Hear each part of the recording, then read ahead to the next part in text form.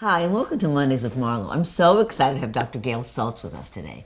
She's a psychiatrist, and she's an author, and she's a commentator.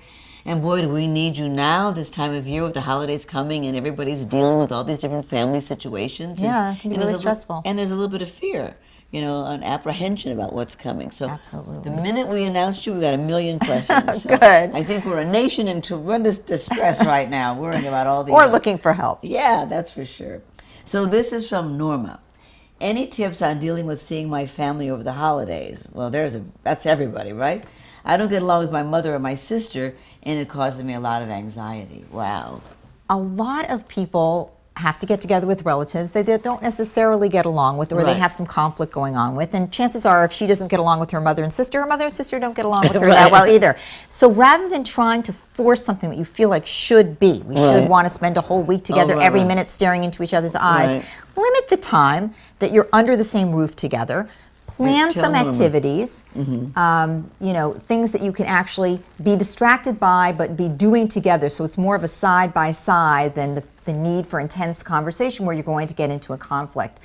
Plan the way that your mother and sister can contribute that's not going to bug you. So maybe, you know, they want to contribute, which usually they do. Tell them a dish they can bring, or, you know, what kind of present would be fun, how they could maybe help decorate, but the particular things that are not going to get under your skin because you prefer to control them. And if there's some outstanding conflict that's going on right now, call them before the holiday, get on the phone and say, I'm really looking forward to the holiday with you. And so I'd like to talk about this and kind of get it out of the way before you meet. People tend to put this off and wait until you're all together where it's bound to blow up and ruin the holiday for you, and that's what you're anxious about, so attend to it beforehand. That's a great idea. And I like the idea of having some games to play or some other activities. Absolutely. So it's not all about that intense conversation. You know, charades, something actually going on. That's right. That's a great idea. This is from Jamie Creefer. What causes depression? How many people suffer from it in the U.S., and what are the signs of depression? There's a lot of questions there. So what do you think causes depression? Well, we know that it's probably partially biologic, meaning genetic, so it runs in families. If somebody closely related to you had depression, you're at higher risk. But that being said, there are other causes, psychological causes, like big loss, a big grief situation, a lot of stress and trauma. So some people are more susceptible, and in those situations will develop depression. Actually, as many as 1 in 10 people in their lifetime will develop a depression. How do you know if you have it? Well, usually there's an interruption in sleep, trouble falling asleep, or waking up very early in the morning and being unable to get back to sleep. Loss of pleasure in anything. So, you know, things that you used to enjoy, reading the paper, going to a movie, you just don't take pleasure in anything anymore. Loss of libido, you don't feel like having sex. Change in your appetite, either you lose your appetite and lose weight, or you gain an appetite and you actually want to eat all the time. A lot of women will relate to this. But actually depression can become more severe, where you actually have thoughts of life isn't worth living or taking your own life. And there are lots of treatments available for depression. It's not necessarily only medication. I want people to understand that, because people are often afraid about taking medication. If it's a severe depression, you would want to do that. But otherwise, talk therapies are incredibly helpful. And sometimes even short talk therapies, just a couple of sessions, can make a big difference. Yes, that's great. I hope that helps. This is from Maxwella. There doesn't seem to be any sexual restraint today. Without the society having any judgment on it, what do you think is a good timeline about knowing somebody for a while before you have sex? Sometimes if you have sex too early, it blinds everything else. What do you think? Well, I actually agree with her. I think that we've become this weird polarized country of people who everything is over-sexualized. It seems like, you know, it's fine, have sex right away, sex all over the TV, sex all over everything. And on the other hand, we're very conservative in terms of not talking about our feelings about sex. So I would agree with her. Women particularly feel vulnerable when they have sex, emotionally so. So jumping into bed with somebody often isn't a good idea, because if it doesn't work out, which often it doesn't if you have sex right away, you're going to feel hurt in the end. So I really advise people to, particularly women, to get involved and have an emotional connection and feel that they really feel something about this person, and this person really feels something about them before they do. And I would say that's not on the first date. It's probably not even on the first couple of dates. Let some time go by, getting to know each other. You can be sexual in other ways, affectionate and so on. But before you really have sex, find out who this person is. Find out who this person is. Find out if there's any potential in it for you, and find out if you really care about them. This is from Carol. How do you deal with a boss who yells and treats people like children? You love your job, you don't want to quit, so how do you handle a difficult person? You cannot make people change. So you cannot necessarily make your boss change if your boss is having a problem and taking it out on everybody else. But you can change yourself, so you can change the dynamic of what's going on. I suggest that you sit down with your boss at a time when they're not yelling and they're not upset about something and say, you know, I know sometimes that you need to correct me about what's going on or tell me what's not working out, and I'm really open to constructive criticism. I think that's great. I would love it if you could just tell me in a calmer way. I'm more able to process it when you just talk to me in a regular voice and tell me what's not working. So be open, be clear, you're flexible to that. Don't be defensive. Don't fight fire with the same fire, but let them know that actually you'd like them to stop it. Yeah, and also, as it's happening, don't internalize it and think it's you. It really is this other person. That's one of the problems I always find when somebody's angry or sarcastic or biting. It's like you feel so bad about yourself. You feel so bad about yourself, and actually that prevents you from using the criticism as well. This is from Alicia. I just moved in with my boyfriend. I thought we had the same sex drive, but boy was I wrong. Living with him, I've learned that he wants to have sex all the time, and I can't keep up with him. There's only so much a girl can take. I have to say no a few times a week. How do I do that and not feel like a total drag? Well, actually, a mismatch of sexual drive is one of the most common problems that couples have. Sometimes it's the woman who doesn't want to have sex as frequently. Sometimes it's the man. But this can really split up couples, so I suggest that you address it right up front. You address it by not doing it during a sexual moment when you're saying no, because no to him feels like you don't want him. You don't want to be with him, which is not the case. You just don't feel like having sex as often. You're going to have to compromise and meet somewhere in the middle. That means that you're going to have sex more often than you want to, and he's going to have sex less often than he'd want to. So if you sit down at a separate time and say, look, obviously our drives are the same. I don't want to hurt you. I do want you. I do desire you. It's very important that you say that. But I feel like it less frequently. So can we pick something in the middle that can work for both of us? And are there other things that I can do to pleasure you sometimes when I don't feel like having sex per se? And I'm sure there will be, and I'm sure I'll be happy to give you a list. And sometimes that's fine to do, to please your partner, to make him happy, since you know that actually that is important to him, even if you physically don't feel like doing it yourself. Interesting. Okay, hope that works. This is from Terry. How do you survive the holidays when everyone around you is coupled and in love and you are alone again? I think this is one of the most difficult parts of the holiday for people who are single, or people who haven't found someone, or people who've had a loss of someone. And I think it's important to know that there are many other people who don't have a partner on the holiday, and to find them. So while you might spend time with your family and maybe everybody's all coupled up and so on, you should make a point during the holidays to find some singles groups of other people that are not coupled up. You know, maybe that's going to be through your church or your synagogue, or, you know, some activity that you enjoy. But knowing that there are other single people out there who are feeling the same way, and to know that, you know, frankly, you have company. Many people are feeling that way. I know a lot of times when I'm giving a party, somebody will say over the holidays, say, well, everybody's a couple, I don't really want to come. And I say, no, so-and-so's coming, and she doesn't have a mate, and so-and-so's coming, and he doesn't have a wife. So people forget, and when you're feeling badly, you tend to feel like you're alone. The only one. So when you find other people that are feeling the same way, it really makes you feel better. And don't stay home. Go out. Very important. Be part of it all. Absolutely. That's right. This is from Sarah. What are a list of red flags for Mr. Unavailable, and why some of us don't see them? Well, I'm assuming by Mr. Unavailable, she means basically your commitment phobe. The person who, you know, is sort of the serial dater and really is never going to settle down because they have conflicts of their own. And there's something scary for them about intimacy, and that's where the red flags come in. So the person who has moved from person to person to person, and especially if they've gotten very close, a couple of times, like engaged, and then at the last minute hit the road. That should be a sign that this person probably has a commitment issue. You might even talk to them about it and say, is commitment scary for you? Do you find that when they get very close to you, they suddenly pull back? Is your relationship full of, you know, cool times, and then suddenly when you pull away, like, okay, I guess it's not working, they heat up and come after you. Then as soon as you're back in and it's getting really hot and good, they cool off. That is a sign that probably they are emotionally really not available to you. I would tell you this is hard stuff to treat, and you're probably better off not following down this road. Why don't you see it? Because you don't want to. People who get involved with someone who's got a commitment phobia but really like that person, they just want it to work out. And every time it heats up, it pulls you right back in and you think it really can work. So if that's the pattern you're seeing, I would say take the blinders off and hit the road. That's right. This is from Jean. How do you take care of yourself and maintain hope in a caregiving situation? I feel sometimes like my life is quietly slipping away.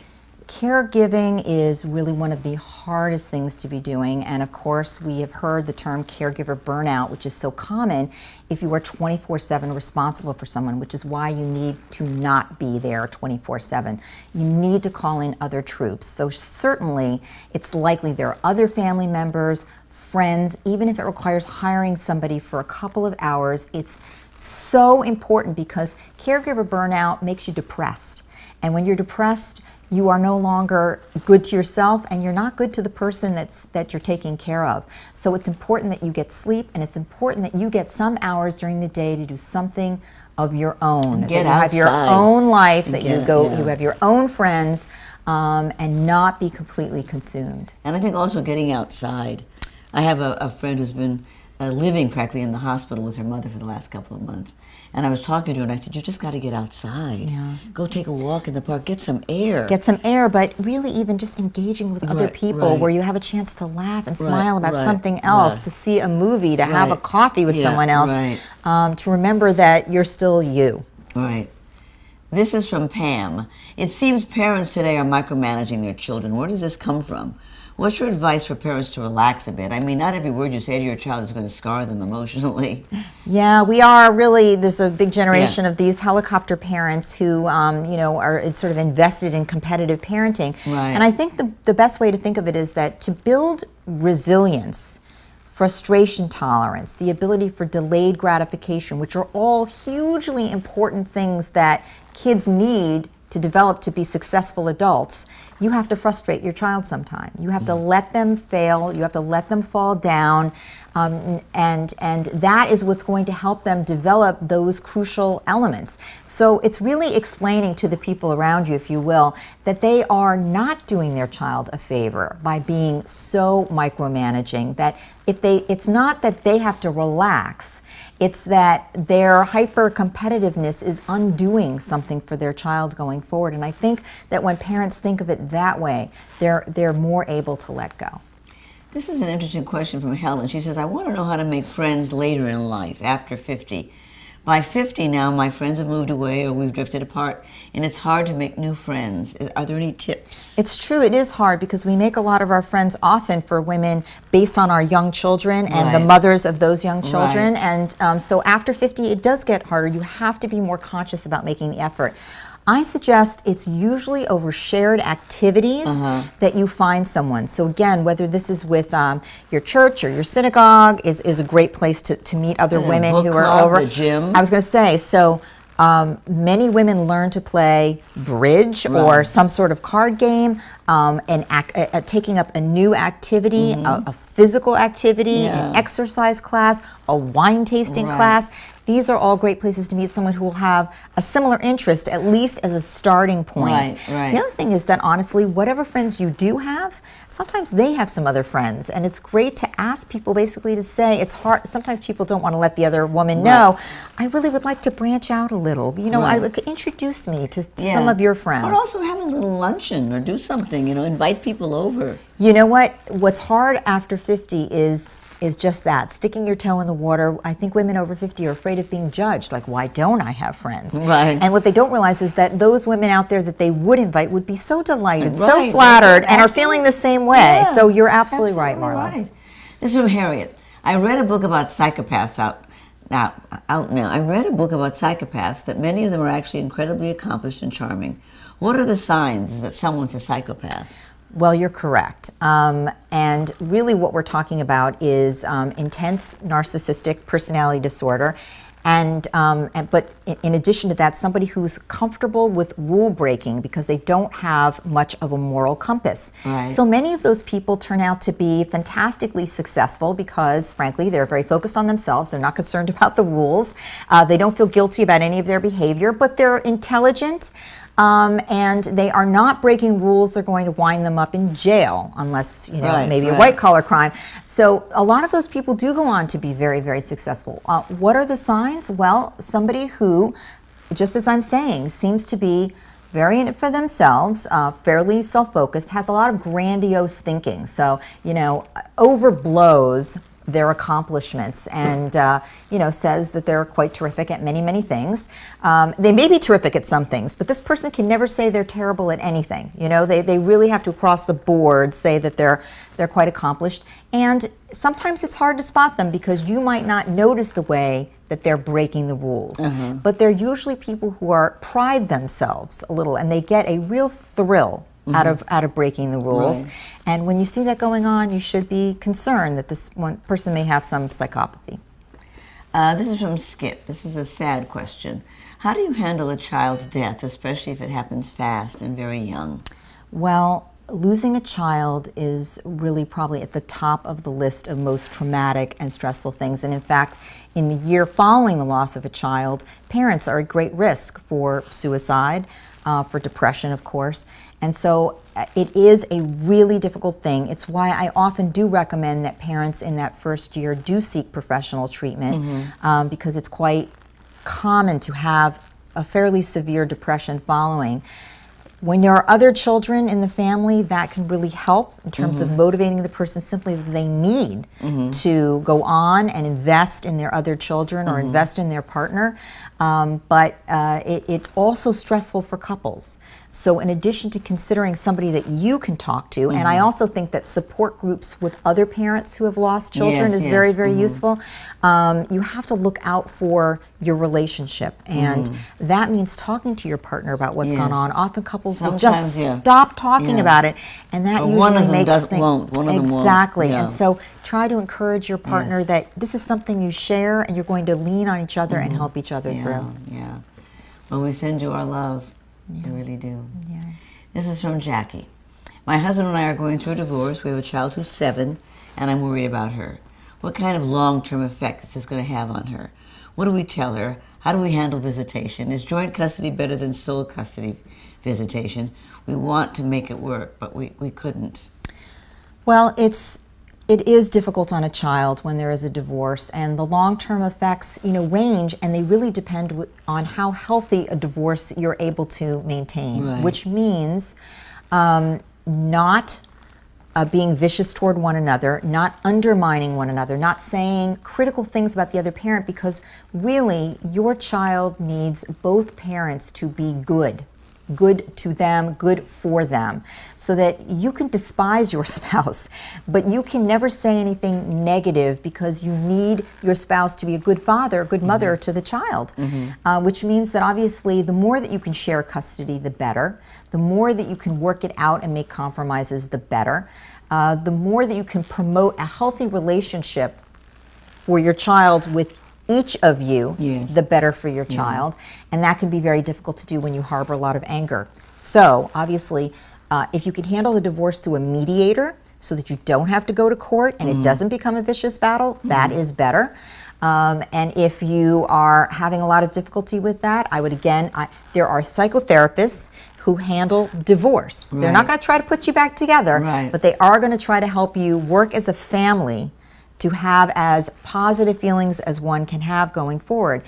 Because what's at risk is the child's mental health, the child's physical health, and later on issues like substance abuse, sex too early and teen pregnancy, falling in grades and academic abilities, and long-term, the ability for your child to grow into an adult who can have an intimate relationship of their own. So maintaining trust and positive feelings as much as you can. And building up the other parent. I know when my brother got a divorce, and his youngest child was, I think, about 12, and she was very upset by the divorce. But he spoke so well of her mother, and the mother spoke so well of my brother that really made it, and they had joint custody, and it worked out really well. Even though that's key. Even though there was some anger between the parents, they tried really, really hard. And I think it's okay to say to a child, you know, I'm really angry with your other parent, but I know that they love you and they are a good parent for you. And that's really the message. Exactly. This is from Chrissy. And this is a rough one that I hope we can help with. I hope that doctor will know. She says, what is the best way to handle a 13-year-old girl that has started cutting herself? She even needed stitches. She gets straight A's. She has friends. She's in chorus and drama club. She has good family support. It's been a shocker, to say the least. Wow, that doesn't really sound like the profile of a child who cuts herself, does it? Well, it can, because increasingly what we're seeing in teenagers is that those that have depression or anxiety, and let me just say that a straight A student who's involved, a high achiever, a perfectionist girl, can absolutely be a girl who's actually struggling internally with anxiety, the anxiety to be perfect in this way. And sometimes that presents as self-mutilation or cutting. And it can be very dangerous. As you said, this girl's had to have stitches. This is a girl that absolutely must have a psychiatric evaluation. The good news is that when you treat the underlying depression or anxiety, the cutting gets better. And the reason that you must emergently take her for psychiatric evaluation is because sometimes cutting can result accidentally in really an attempt on her life. Not that she would be trying to kill herself, but that she hits an artery or vessel that she didn't intend to, and it can be extremely dangerous. So this does not necessarily mean that your daughter has what's called borderline personality disorder, although it can, which has to do with tremendous mood fluctuation and questions about sexual identity and difficulty maintaining relationships. It may really just be that she is struggling with depression and or anxiety, not unusual, sadly, in a teenager, very treatable, sometimes treatable just with psychotherapy alone. Yeah. But definitely get her to a therapist. Absolutely. That is an emergent evaluation. This is from Tom. My little boy's been acting quiet and his friends haven't been coming around. I have a feeling he's being bullied, but I haven't been able to find out. He isn't talking to me about it. What do I do? Well, it's hard to know. A little boy could be definitely struggling with bullying, and bullying can make your child withdraw from school and withdraw from friends.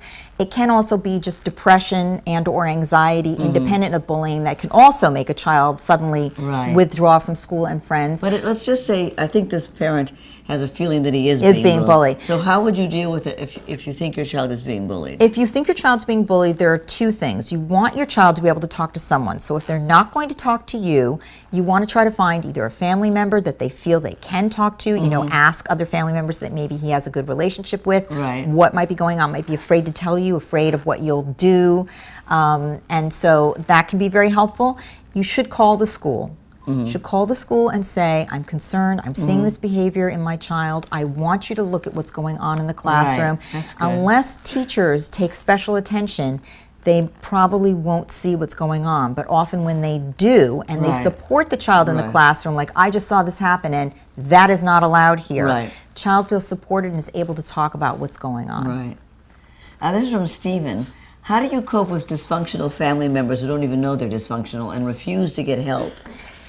Well, once again, you can lead a horse to water, but you can't make them drink. So you can't necessarily make your dysfunctional family members, but you can take yourself out of the dysfunction. So you can remove yourself from situations that are classically, where everybody becomes a little crazy, and just simply not participate. You can also, one at a time, sort of pluck off a family member and say, look, I love you and I'm concerned about this specific behavior that I'm seeing. When you try to talk to somebody about this, you have to try to use the word I and not the word you. You have to not say, you are doing this, because that makes someone automatically defensive and they can't hear anything. But if you say, when this happens, I feel this way. You just talk about how you feel when the dysfunctional thing happens, and that allows them to consider it and perhaps get some help. This is from Vale. My boyfriend and I just moved in together. I knew it would be a big adjustment, and it's not the big things that bother me, it's the little things. He likes to go to bed with the TV on. I need complete silence and darkness to fall asleep. He doesn't see any point in making a bed since we'll be getting into it anyway later. Also, he whispers to himself a lot. Nothing horrible here, but it drives me crazy. Is there any tips for getting over this? Yes, and you must do something now, because it's always the little things that end up breaking up a relationship, because you're clearly not telling him about any of these things, but you're being angry and you're probably taking it out in some other passive-aggressive way, and he has no idea what's going on. So you pick the things. First of all, you cannot remake your partner. If there are a zillion little things that aren't working, this probably isn't going to work, to be honest. But some of these sound pretty small and like not a big deal. So if he doesn't like to make the bed and you like the bed made, and you say to him at a time not during bed making, you know what, this actually really bugs me and it's not a big deal, I'll make the bed. He's probably not going to care that much. But you're being quiet about everything probably because you're actually so angry. So go after these things one at a time, not in the midst of them happening, and just say, you know, would it bother you if I make the bed? Would it really bother you a lot? Because it would make me feel a lot better if the bed was made. It just makes me feel neat and organized. But I bet she wants him to make the bed too. Well, you know what? That ain't going to happen. You can't have everything. You can't have everything. So if you have to remake your partner, then that's telling you something about what's not going to work. This is potentially one of the advantages about moving in together. On the other hand, a disadvantage is that you can percolate along like this, feeling like I just need to change this and I'm just going to keep changing this. When you make a commitment to somebody, you have to make change too. You have to make compromise too. So some of these things are simply not going to go your way, and you have to decide on balance. Do I love more things about this person? And I can let some of these other things go. If somebody has to be perfect for you, well, you got a long way to head. And there are some things. I mean, I have a very good friend whose husband snores, and she said, I don't want to sleep in the other room. I want to sleep with my husband. So she said, I got some earplugs and I'm fine. You know what? And she's right. Because honestly, staying in bed with your partner means your sex life is going to be a lot better, which bodes a lot better for the relationship than simply moving to another room. Exactly. This is from Cheryl. What are some tips to get started on doing something you know you really need to? A few steps at a time, or fast, or what? Thank you, Marlo and Dr. Gail. Wow, great questions here. Thank you, Cheryl. So, something you really need to do, well, chances are if there's something you really needed to do and you're not doing it, you probably have a conflict about not doing it. So you need to figure out, write down a list. What are the reasons you don't want to do this thing, so that you can consciously evaluate how valid they are, you know, and whether they're just, you know, you're scared of this or you're scared of that. And then make another list that has to do with just week one. What is a plan for week one, so that basically I'm talking baby steps you can start doing and start moving in the right direction. When you make those things really clearly conscious on a piece of paper, it often helps you start, you know, moving in the right direction. Okay, now we're running out of time and we have so many questions left. So I'm going to ask you to get your answers a little faster. Because I want to get as many people in as possible. All right. Because these are very good questions. They are good questions. And so I don't want you not to give us a good answer, but okay? Okay, this is from Tricia.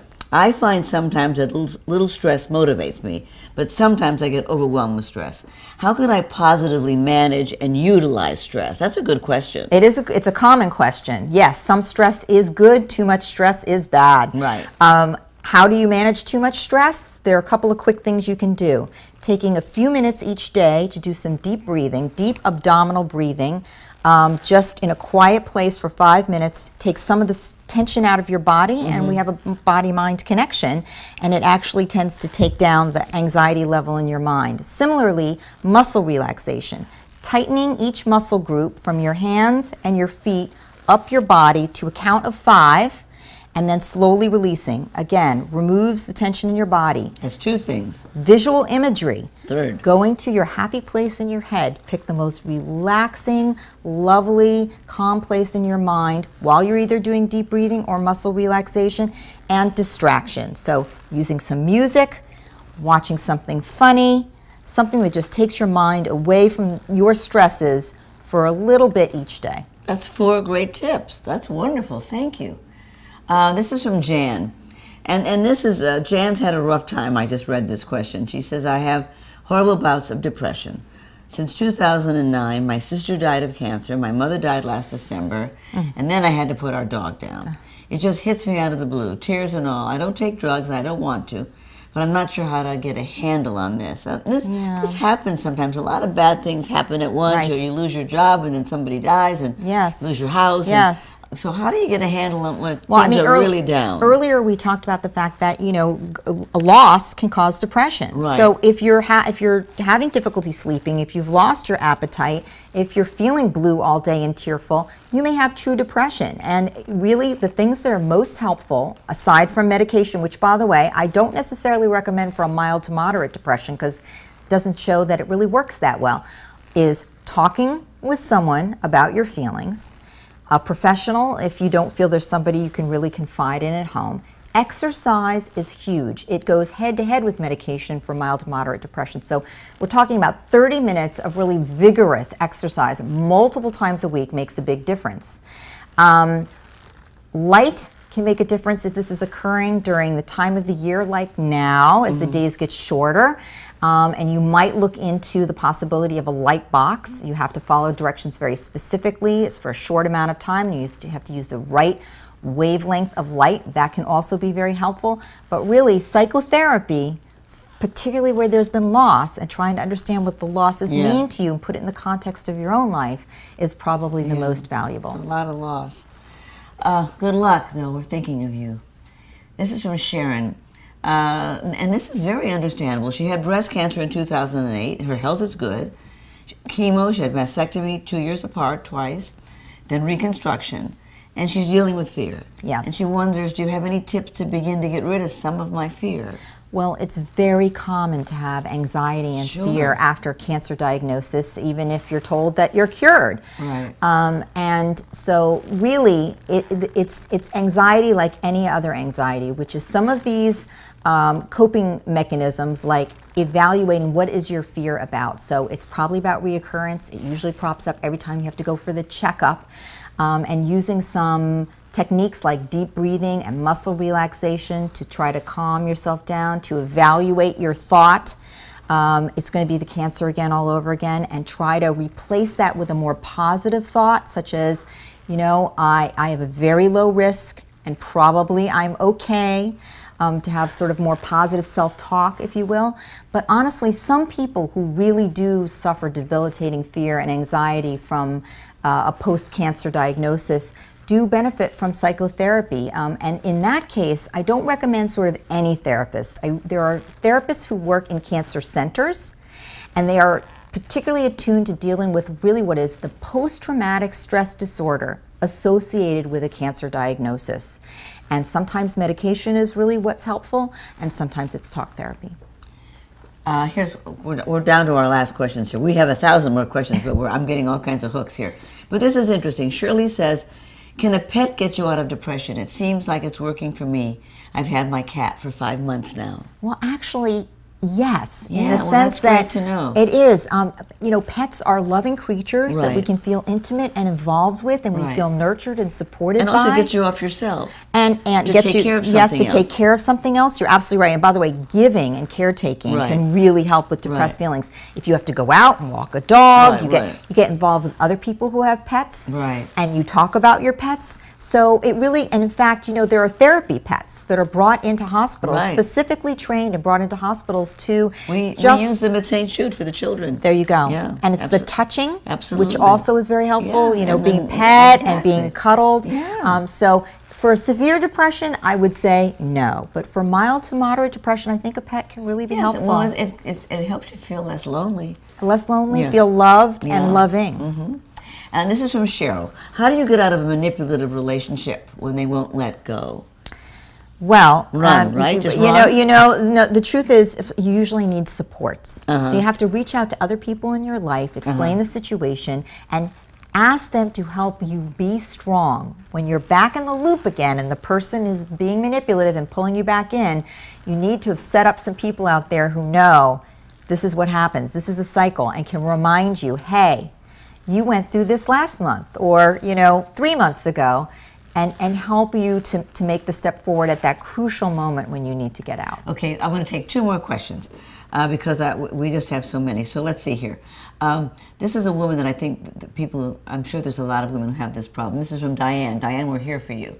How do I convince my husband to get help with his anger issues and take the medications that the doctor gave him? His excuse is he can't afford them, but he smokes and cigarettes are expensive. So how can, I mean, I know it's hard to get anybody to do something they don't want to do. So what do you do? You know, obviously, as she's pointing out, this is a case of somebody who simply doesn't want to have to take their medication and wants to be able to behave in the way they do. Now, they can only do that if you're willing to be on the receiving end. Right. So if this person wants to keep you and keep the relationship, you have to let them know. And essentially, you know, it's kind of an ultimatum, but not, you know, I'm going to leave you if, but say, look, I love you and I want to be with you, but I really can't be with you when you're angry like this. And I need you to cooperate with treatment so that we can have a relationship. And I think that, you know, there are certain deal breakers. And I would say, you know, anger, particularly if it escalates toward violence, is a deal breaker. And I think you simply have to let your spouse know that. Okay, this is our last question, but it's so important that I really want you to talk about this, Dr. Saltz. This is from Jerry. Hi, Dr. Saltz. We lost our youngest son a few years ago. He was 8. He died of cancer. We have 2 other children, but as you can imagine, the holidays are just brutal for me and my husband. Is there any advice for getting through November and December? Thank you. Well, I think this is an incredibly hard time. Holidays, first of all, it's normal, and you should know that. It is always harder to manage grief during the holidays because it reminds you of being together with the family and you feel like that's the way that it should be. So what I would say is there are sort of special memorials, if you will, that you can pull in at holiday time to remember your 8-year-old and involve your family in that. In a way, it keeps you connected to them. It keeps them alive for your family. So maybe that's putting together sort of a new photo book of times of your child and of your child with your family, and you might have a little ceremony, if you will, to sort of have a remembrance of the holiday time with your child. And if you put it into a time like that, then it's sort of like you do that and you own that and you had that, your family had that, and then you can also feel sort of not guilty, if you will, about moving on with those of you that are still there and celebrating in a continued way with them. And you haven't ignored it. Absolutely. You haven't tried to suppress it. One of the things that some of the parents at St. Jude do with their families when they've lost a child, we have Remembrance Day. And the parents get balloons, and they write the child's name on the balloon, and then all the children and the parents who've lost a child in their family let the balloons go to heaven. Yes. And they watch them go up. That's a wonderful wonderful thing. Ritual. And you can do that as a family. Yeah, exactly. At this time of the year, and they can write their notes to their sibling, and you write your notes, and it's definitely a comfort. It's a way of acknowledging it and then not suppressing it. So Absolutely. Good luck. We're thinking of you. Thanks so much, everybody. And thank you, Doctor. We really enjoyed having you. You're wonderful. Thank you. You really did help a lot of people today. Thank you. Please I really come back. appreciate being here. Thanks for having me. See you next time.